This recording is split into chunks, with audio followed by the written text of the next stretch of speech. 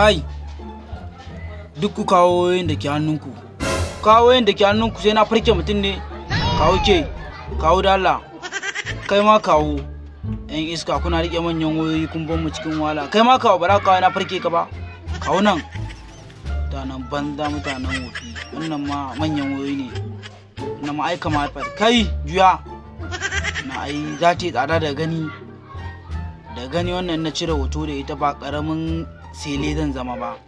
Haka wannan da gani babba waya ce. Kai zo da gani zaka fi iya cire hoto, zo ka mun hoto mai kyau. Mai kyau za ka yi min.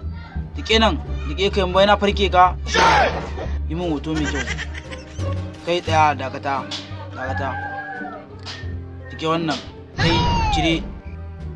Kai ina daya idan ne hoto da wannan za a ce dan ta'adda ne. Yi min hoto mai kyau. Yauwa mai kyau, bari shirya.